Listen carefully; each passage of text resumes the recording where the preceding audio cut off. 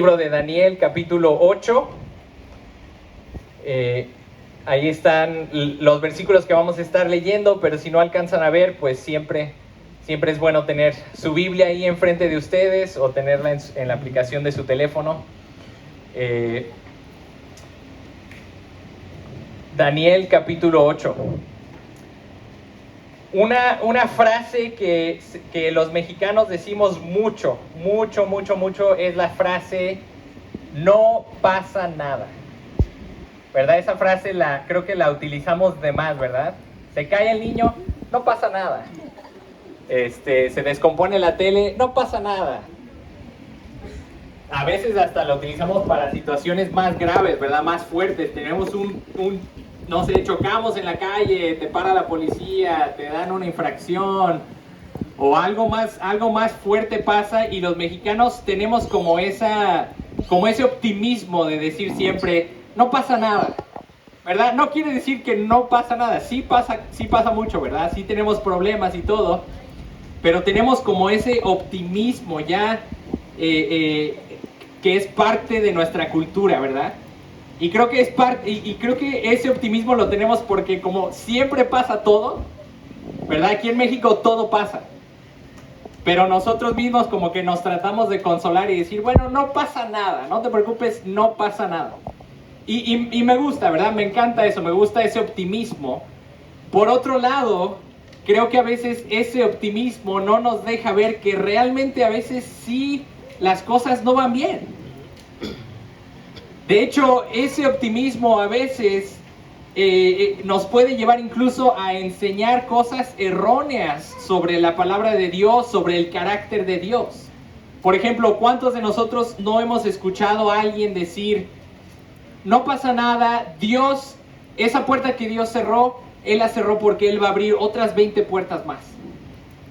O alguien que diga, no te preocupes, tú te vas a sanar. Yo sé que estás enfermo, pero yo sé que te vas a sanar, no pasa nada. O sí, perdiste una cantidad muy grande de dinero, te robaron, algo malo pasó, pero no pasa nada, Dios te lo va a recuperar. Dios te lo va a dar 100 veces más. ¿Y cuál es el problema con esto? ¿Qué pasa si Dios no te lo recupera? ¿Qué pasa si no te sanas? ¿Qué pasa si esa enfermedad lleva a la muerte? ¿Qué pasa si ese dinero nunca lo recuperas? ¿Qué pasa si las cosas no mejoran? Y tristemente en muchas iglesias se enseña, y esto es un error muy grave, pero en muchas iglesias se enseña que si no te sanas, o que si no te recuperas, que si las cosas no mejoran, que si tu situación no mejora, es porque no tienes suficiente fe. Y eso es un error grave. Y eso te hace sentir mal, te hace sentir como que no tienes fe suficiente y todo lo malo que te está pasando es porque te falta fe. Y si tan solo tuvieras un poquito más de fe, entonces Dios te sanaría y Dios te haría millonario y Dios te recuperaría todo lo que perdiste. Pero la Biblia en ningún lugar enseña esto. La palabra de Dios no dice que tienes que tener suficiente fe y entonces todos tus problemas se van a acabar. La Biblia muchas veces no dice, no pasa nada. La palabra de Dios muchas veces dice, no, es que sí, las cosas están mal. Las cosas están graves, la situación está difícil. Y me gusta que la Biblia dice eso porque entonces nos ayuda a nosotros como creyentes a saber vivir en un mundo donde cosas malas suceden. Si tenemos esa mentalidad como súper optimista de decir no pasa nada, Dios te va a sanar, Dios te va a recuperar todo el dinero, Dios te va a hacer millonario, entonces cuando las cosas van mal, no sabemos qué hacer. Y a veces nos empezamos a preguntar y decir, bueno, ¿será que o no tengo suficiente fe? ¿O será que Dios está molesto conmigo? ¿O será que tengo un pecado que no he confesado y por eso Dios no me está bendiciendo económicamente? No quiere decir que no nos analicemos a nosotros mismos, que veamos qué pecados tenemos y todo, pero no debemos de pensar y creer que si me porto bien, Dios me va a hacer rico. Si me porto bien y tengo suficiente fe, Dios me va a sanar. No, a veces Dios no sana. A veces Dios no te hace rico, a veces Dios no te da el dinero que querías o el sueño que tenías, no se cumple. Y necesitamos estudiar la palabra de Dios y entender la forma en la que Dios opera en el mundo para poder vivir como creyentes. Y aquí en el libro de Daniel tenemos un ejemplo claro de una persona que vivió en una situación que no mejoraba. Vamos a recordar un poquito la historia de Daniel. Recordemos que Daniel era un joven judío, era un joven de la realeza judía, que en un momento el imperio de Babilonia vino y conquistó su nación, conquistó a Judá y se llevó a muchas personas cautivas, a muchas personas secuestradas, y Daniel fue uno de ellos. Daniel fue llevado, secuestrado a un país que no conocía, muy lejos de su casa, muy lejos de su familia, y estando allí le enseñaron educación pagana, le enseñaron idolatría, le enseñaron cosas malas, pero Daniel permaneció firme a Dios. Daniel permaneció fiel a Dios y Dios sí lo prosperó. Ahí mismo en Babilonia, Dios sí prosperó a Daniel. Lo prosperó al grado de que Daniel se convirtió en uno de los funcionarios más importantes de todo el imperio de Babilonia y eventualmente del imperio persa. Pero durante su vida, Daniel estuvo en una situación que no era ideal.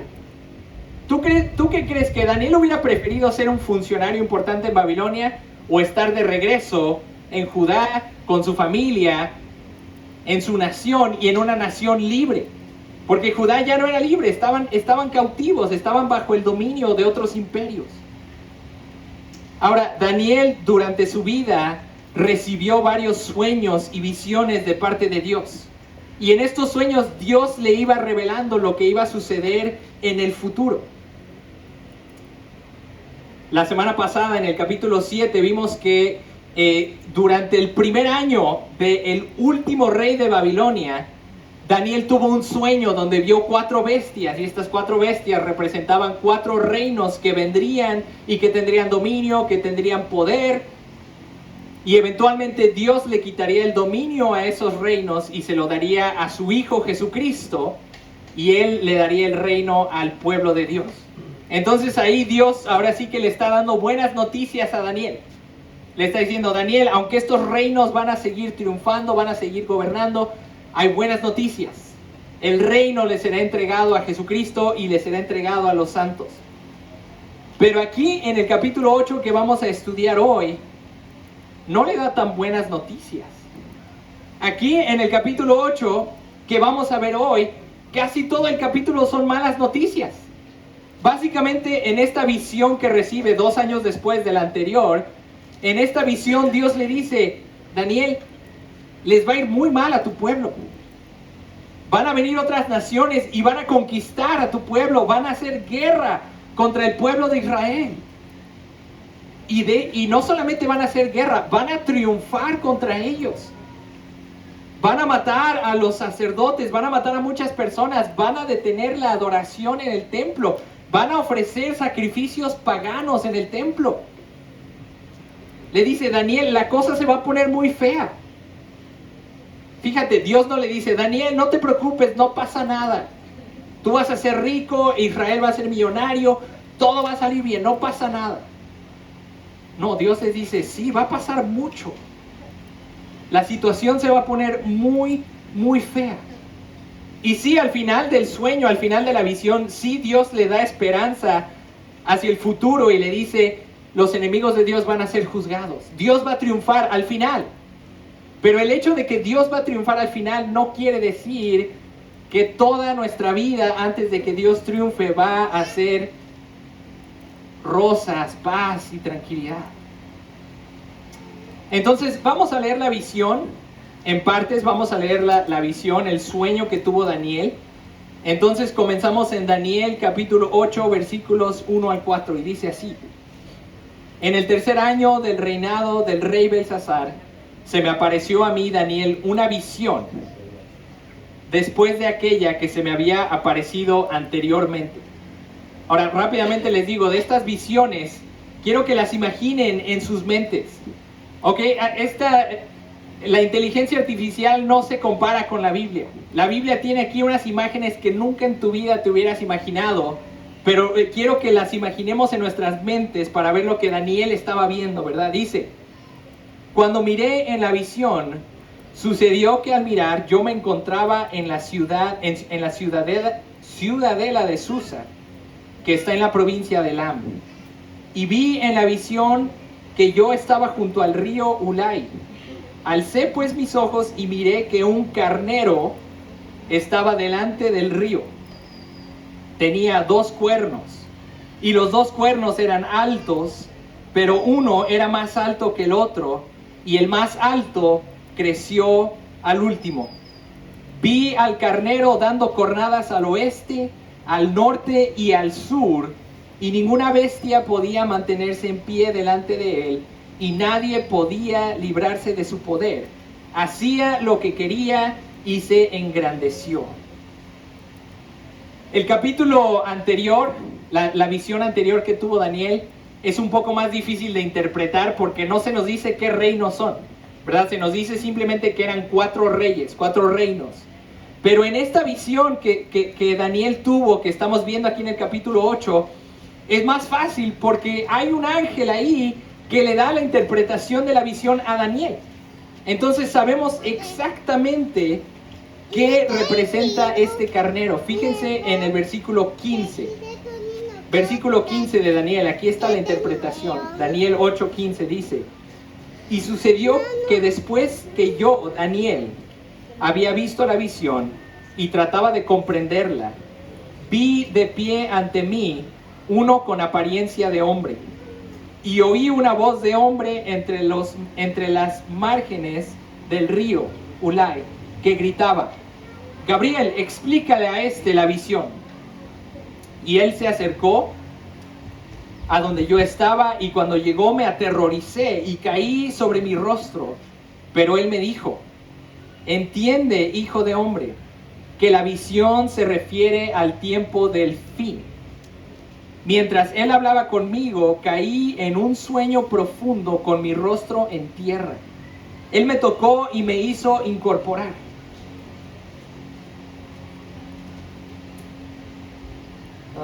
Me hizo incorporar donde yo estaba.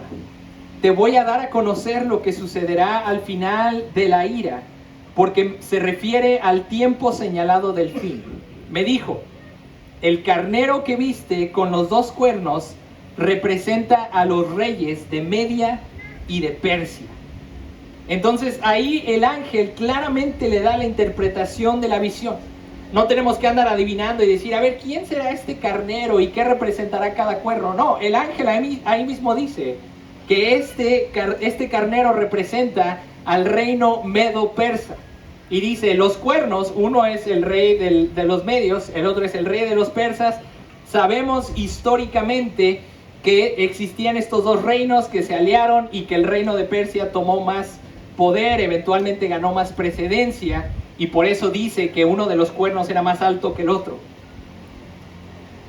Y si se ponen a pensar en unos capítulos antes, recuerden que estos sueños nos están regresando un poquito en el tiempo a lo que Daniel vio, pero recuerden unos capítulos antes que vimos aquí, cuando el último rey de Babilonia, que se llamaba Belsasar, estaba reinando. En su último día de reinado, él vio una visión en la pared de una mano que escribía unas cosas en la pared.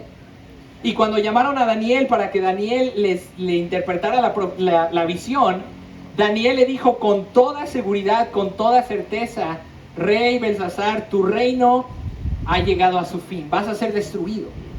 ¿Por qué creen que Daniel tenía tanta seguridad de esto? Pues porque Daniel ya había visto estas visiones. Él sabía que el reino medo-persa iba a llegar a su fin. Él sabía que el dominio le iba a ser quitado, los babilonios iban a llegar a su fin. Él sabía que el reino les iba a ser quitado. Ahora, Daniel siguió viendo en su visión a otro animal. Veamos el versículo 5, capítulo 8, versículo 5. Primero vio un carnero, pero después fíjense lo que vio, dice: al estar yo observando, vi que un macho cabrío venía del occidente sobre la superficie de toda la tierra sin tocar el suelo. El macho cabrío tenía un cuerno prominente entre los ojos. Se dirigió al carnero que tenía los 2 cuernos que yo había visto parado delante del río y lo acometió con la furia de su poder. Lo vi venir junto al carnero y enfureció contra él. Hirió al carnero y le rompió los 2 cuernos. Y el carnero no tenía fuerza para mantenerse en pie delante de él. Lo arrojó en tierra y lo pisoteó, y no hubo nadie que librara al carnero de su poder. El macho cabrío se engrandeció en sobremanera, pero en cuanto llegó a ser poderoso, el gran cuerno se le rompió, y en su lugar le salieron 4 cuernos prominentes hacia los 4 cuernos del viento, hacia los 4 vientos del cielo. Entonces decimos, bueno, pues ¿quién será este macho cabrío? ¿Qué serán estos 4 cuernos? ¿De qué se trata todo esto? Bueno, nuevamente tenemos una explicación clarísima en los versículos 21 a 22. Dice el versículo 21, el macho cabrío peludo representa el reino de Grecia. Imagínense, aquí mismo se nos está dando la interpretación clarísima de que representa Grecia. Y el cuerno grande que está entre sus ojos es el primer rey. El cuerno roto y los 4 cuernos que salieron en su lugar representaron 4 reinos que se levantarán de su nación, pero no con su poder.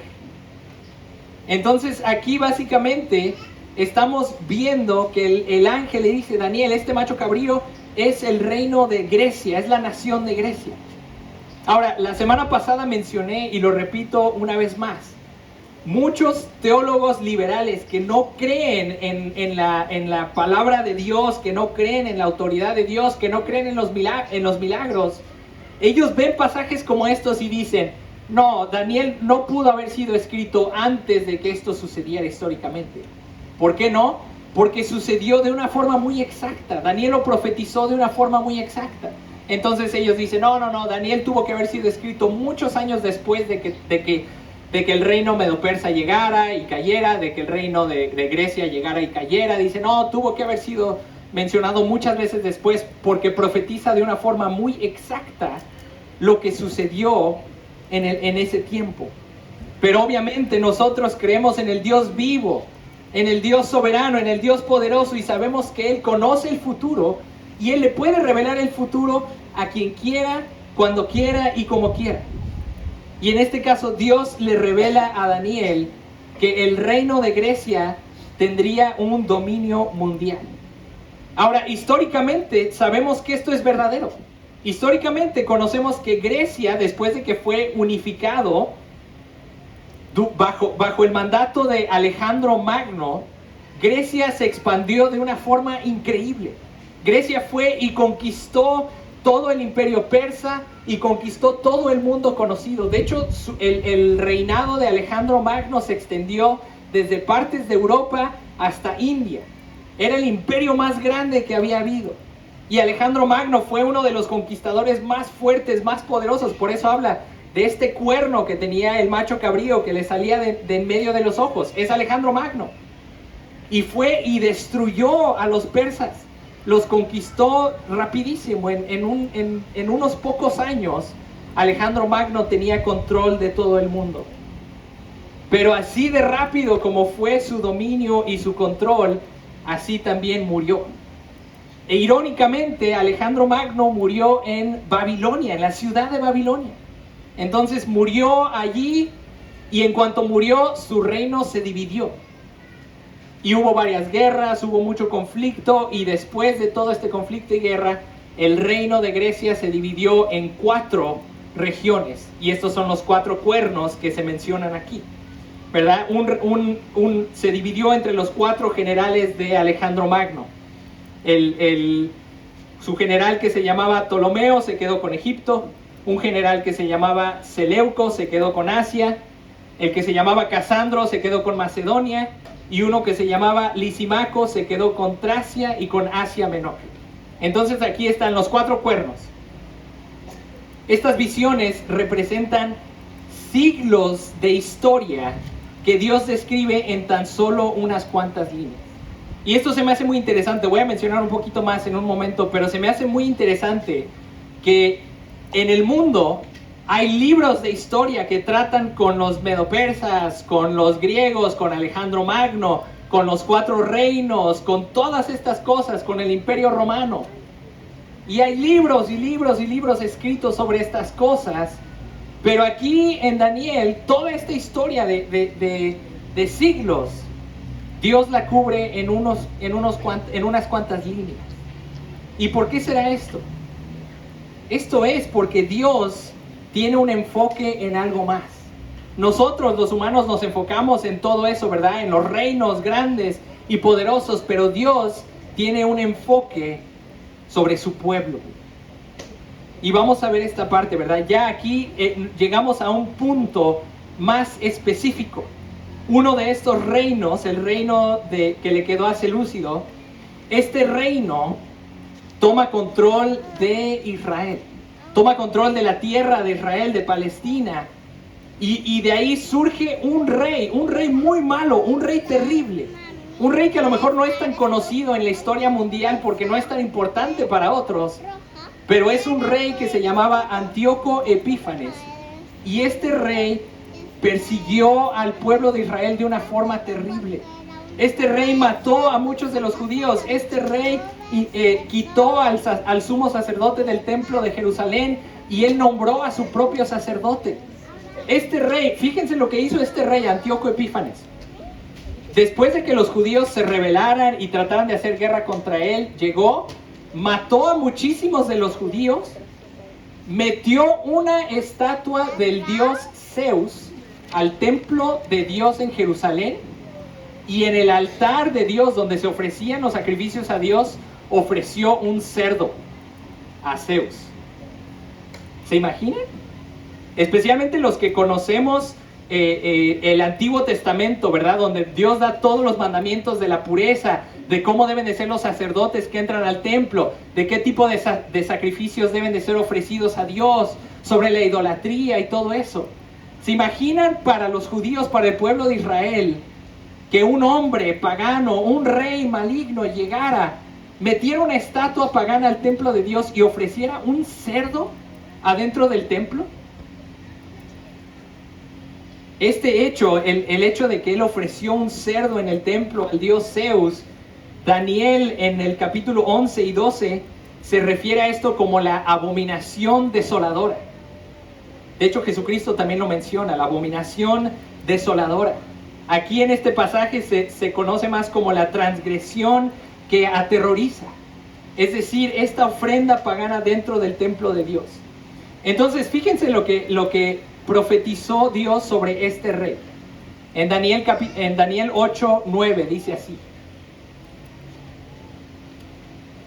Y de uno de ellos, de uno de estos cuernos, salió un cuerno pequeño que creció mucho hacia el sur, hacia el oriente y hacia la tierra hermosa, es decir, hacia Palestina, hacia la tierra prometida. Creció hasta el ejército del cielo e hizo caer a la tierra parte del ejército y de las estrellas y las pisoteó. Aquí este lenguaje nos está diciendo que este rey hizo guerra contra Dios. Este rey atacó básicamente a Dios y a su ejército. Se engrandeció hasta igualarse con el jefe del ejército, es decir, él se engrandeció porque se quería igualar con Dios. Le quitó su sacrificio continuo y fue derribado el lugar de su santuario. Y el ejército será entregado al cuerno junto con el sacrificio continuo a causa de la transgresión. Arrojará por tierra la verdad y hará su voluntad y prosperará. ¿Te imaginas a Daniel escuchando estas palabras? Daniel ahí en Babilonia, esperando que ya él pueda regresar a su hogar, él pueda regresar al templo, a adorar a Dios. Y Dios le dice: Daniel, las cosas se van a poner peor. Va a venir un rey que va a hacer guerra contra mí y que va a triunfar y que va a ofrecer sacrificios paganos dentro del templo y que hará su voluntad y prosperará. Versículo 13. Oí entonces hablar a un santo, y otro santo dijo al que hablaba: ¿hasta cuándo durará la visión del sacrificio continuo de la transgresión que espanta, y de que el lugar santo y el ejército sean pisoteados? Y el santo le respondió: por 2300 tardes y mañanas, entonces el lugar santo será destruido. Ahora, aquí mismo se nos da la interpretación. Versículo 23 dice: al final de su reinado, cuando los transgresores se acaben, se levantará un rey insolente y hábil en intrigas. Su poder será grande, pero no por su propio poder. Destruirá en forma extraordinaria, prosperará y hará su voluntad. Destruirá a los poderosos y a su pueblo santo, y al pueblo santo. Y por su astucia hará que el engaño prospere por su influencia. Él se engrandecerá en su corazón y destruirá a muchos que están confiados. Aún se levantará contra el príncipe de los príncipes, pero será destruido sin intervención humana. La visión de las tardes y de las mañanas que ha sido relatada es verdadera, pero tú guarda en secreto la visión, porque se refiere a muchos días aún lejanos. ¿Cómo cree que se sintió Daniel después de esto? Él lo dice ahí, ¿verdad? En el versículo 27, Daniel dice: yo, Daniel, me sentí agotado y enfermo algunos días. Después me levanté y atendí los asuntos del rey, pero yo estaba espantado a causa de la visión y no había nadie que la interpretara. Daniel estaba, pues básicamente estaba deprimido, ¿verdad? Llegó un momento en que a lo mejor ni siquiera podía cumplir con sus quehaceres como servidor del rey. Pero eventualmente se tuvo que poner de pie otra vez y decir: ni modo, tengo que continuar con mi vida. ¿Cómo te sentirías tú? ¿Cómo te sentirías tú si recibieras una visión así, o si recibieras malas noticias, ¿verdad? A lo mejor no recibes una visión como la de Daniel, pero a lo mejor recibes malas noticias. A lo mejor estabas esperando que el doctor, después de hacerte los estudios, te diera buenas noticias, pero en lugar de eso te dice: ¿sabes qué? Es cáncer. O ¿sabes qué? Es un problema grave. O a lo mejor esperabas noticias, buenas noticias por otro lado, algún trámite que estabas haciendo, algún familiar, qué sé yo, y las noticias son malas. ¿Qué haces con esto? No podemos decir: pues no pasa nada. No, sí pasa. Es triste, es difícil. Entonces, ¿cómo entendemos estas cosas? La semana pasada vimos, ¿no?, que Dios le quita el dominio a estos poderes y se lo da a su Hijo Jesucristo. La semana pasada vimos que Jesucristo ya está sentado a la diestra del Padre, que Jesucristo ya ha inaugurado su reino. Entonces nosotros nos podemos preguntar y decir: a ver, espérate tantito, Benjamín, tú me estás diciendo que Jesucristo ya inauguró su reino. Tú me estás diciendo que ya todo poder y autoridad le ha sido dado a Jesucristo. Tú me estás diciendo que Jesucristo ya está sentado a la diestra del Padre. Entonces, ¿por qué seguimos sufriendo? Si Jesucristo ya está reinando desde el cielo, ¿por qué las cosas están como están? ¿Por qué pareciera que el mal triunfa? ¿Por qué todavía hay maldad e injusticia en el mundo? ¿Por qué todavía el espíritu de Babilonia y de la bestia parecen estar vivos y siguen triunfando? ¿Por qué las huestes de maldad siguen haciendo guerra contra Dios y parecen triunfar? Y es importante que nosotros entendamos una realidad sobre el reino de Dios. Y la realidad es que el reino de Dios ya comenzó.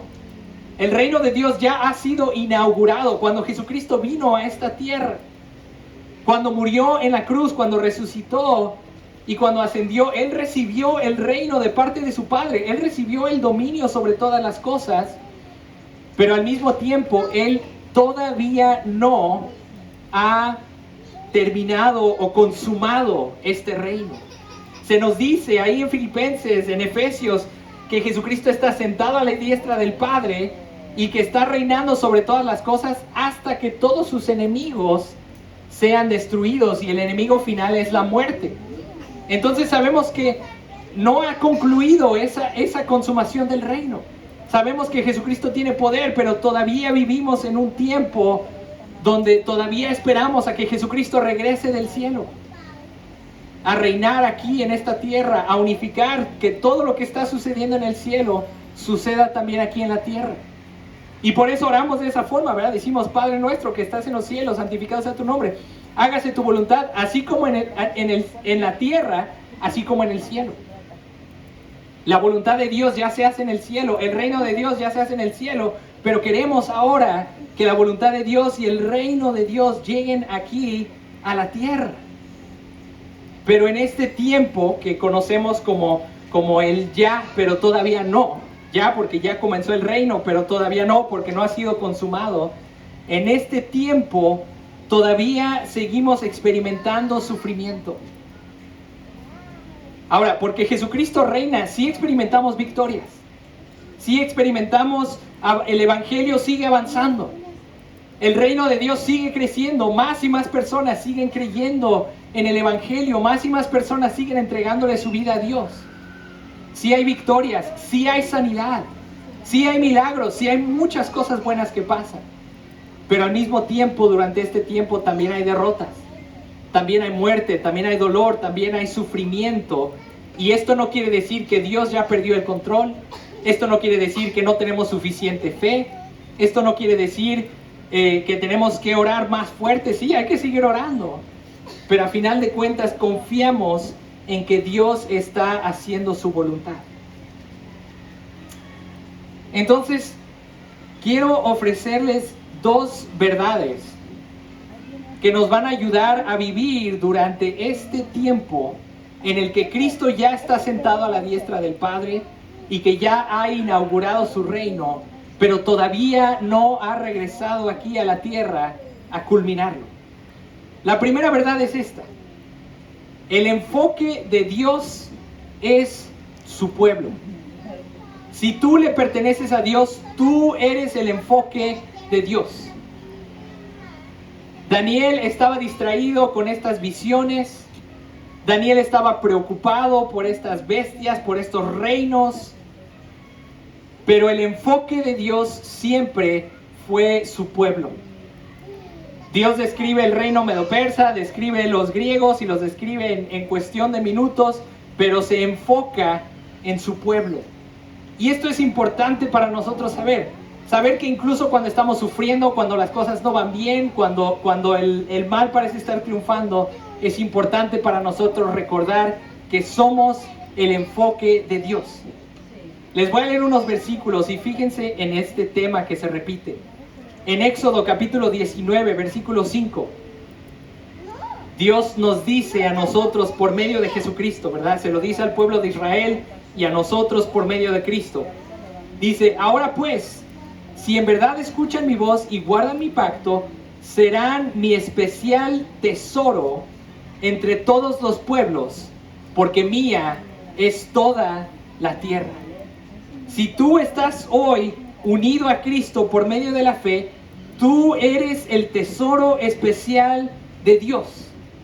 Este pueblo, el pueblo de Dios, le pertenecemos a Él y somos su tesoro especial. En Primera de Pedro, capítulo 2, versículo 9, Pedro afirma esta verdad. Dice: pero ustedes son linaje escogido, real sacerdocio, nación santa, pueblo adquirido para posesión de Dios. Piensa en esto: Dios te adquirió a ti para su posesión. Dios te vio y dijo: mío, lo quiero para mí. Mi Hijo Jesucristo vino, pagó con su sangre, redimió a esta persona con su sangre, y ahora esta persona es mía, es mi posesión, es mi tesoro. En Zacarías capítulo 2, versículo 8, porque así dice el Señor de los ejércitos: el que los toca a ustedes, toca la niña de su ojo. Así como tú proteges la niña de tu ojo, así te protege Dios a ti.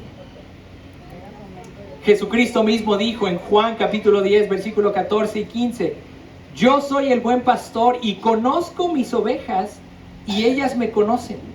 Al igual que el Padre me conoce y yo conozco al Padre y doy mi vida por las ovejas. Cuando estés sufriendo, recuerda esto.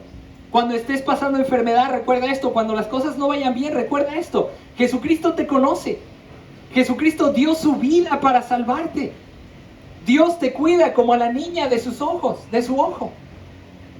Recuerda todas estas verdades. El enfoque de Dios es su pueblo, son sus escogidos, son sus santos. Él nos cuida. Dice en Romanos 8 que todas las cosas sirven para el bien de los que aman a Dios. Las cosas buenas y las cosas malas, Dios las usa para nuestro bien. Y la segunda verdad que quiero comunicar, y con esto terminamos, es que Dios escribe la historia de una forma inesperada.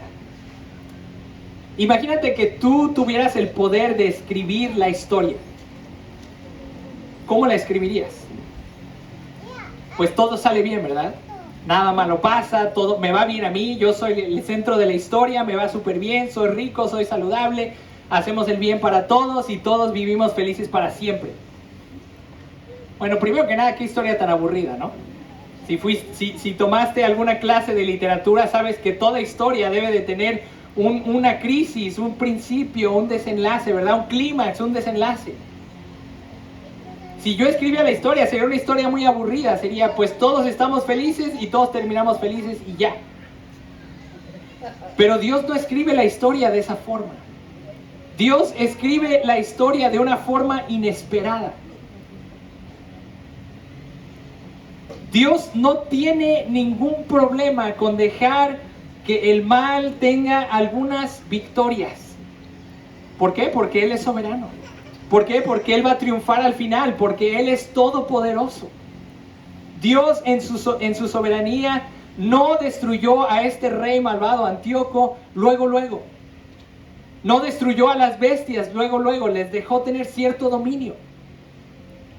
¿Por qué? Porque Dios estaba logrando otros propósitos. Dios estaba logrando otras cosas, ¿verdad? No podemos cuestionar a Dios, decir, Dios, ¿por qué hiciste eso? No, Dios sabe lo que hace. Y Él logra varias cosas a la vez. También en parte sabemos que Dios es paciente y Dios espera a que la gente se arrepienta y venga a Él.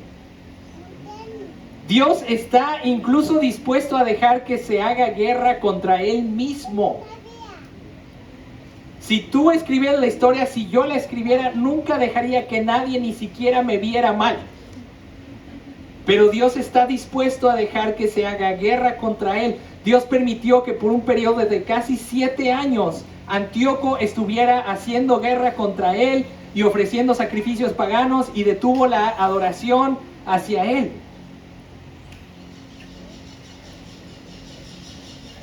Pero esto es un principio importantísimo. Dios logra su victoria y su salvación. Muchas veces lo logra por medio de la derrota. Y te voy a dar un ejemplo, el ejemplo más grande y más claro de esto. ¿Quién ganó cuando Jesucristo fue crucificado? ¿Quién ganó, Satanás o Dios? Porque me imagino que dentro de la perspectiva de Satanás fue su victoria más grande. ¿Verdad? Por fin matar a Jesucristo. Por fin destruirlo. Lo trató de tentar antes en el desierto, no pudo, pero por fin ahora mató a Jesucristo. Dice en 1 Corintios que los gobernantes, los principados, las potestades, si hubieran sabido que la muerte de Jesucristo significaba su victoria, no lo hubieran crucificado. Entonces, cuando la maldad tuvo su victoria más grande y más fuerte en la muerte de Jesucristo, también fue cuando Dios logró su salvación más grande. En la muerte de Jesucristo, en el evento más trágico de toda la historia de la humanidad, cuando Jesucristo, el Hijo de Dios, murió, también fue el mismo momento en que la victoria más grande de Dios se logró. Fue el momento en el que Dios nos rescató. Fue el momento en el que Dios pagó por tus pecados. Fue el momento en el que Dios redimió a su pueblo para que fuéramos su posesión adquirida, su tesoro. Entonces, Si Dios usó el momento más trágico y más oscuro en la historia de la humanidad para rescatarte, entonces no tengas temor, no te desanimes cuando las cosas sigan saliendo mal. No te desanimes cuando siguen llegando pruebas, cuando sigue habiendo dolor, sufrimiento, enfermedad, muerte. No te desanimes porque Dios siempre logra la victoria a partir de esas cosas. Recuerda que Jesucristo no permaneció muerto. Recuerda que Jesucristo resucitó al tercer día. Recibió todo el dominio, todo el poder, toda la autoridad. Ascendió al cielo, se sentó a la diestra del Padre. Está reinando desde el cielo y prometió regresar para culminar su reino. Y nosotros ahora podemos vivir de una forma santa. Podemos vivir animados incluso en medio del dolor, sabiendo que Jesucristo va a regresar. Sabiendo que Dios ya logró la victoria más grande de todas en la muerte de Jesucristo. Y de hecho eso es lo que vamos a celebrar aquí en unos minutos. Vamos a celebrar, vamos a recordar. Se escucha raro decir eso, ¿verdad? Que vamos a celebrar como la Santa Cena, porque sabemos que la Santa Cena nos recuerda a la muerte de Jesucristo. Pero por otro lado vamos a celebrar porque nos recuerda que por medio de esa muerte tú y yo fuimos rescatados. Tú y yo fuimos salvados. Y te animo, si no has entregado tu vida a Dios, si no te has arrepentido de tu pecado, si no has venido a Él, te animo a que lo hagas ahorita mismo. Que le digas, Dios, por favor, perdóname por pecar contra ti. Perdóname por rebelarme contra ti. Acepto tu sacrificio. Acepto tu salvación. Por favor, sálvame por la muerte y el sacrificio de tu Hijo Jesucristo. Vamos a orar, vamos a preparar nuestros corazones para recibir el pan, para tomar la copa, para recordar el sacrificio de Jesucristo.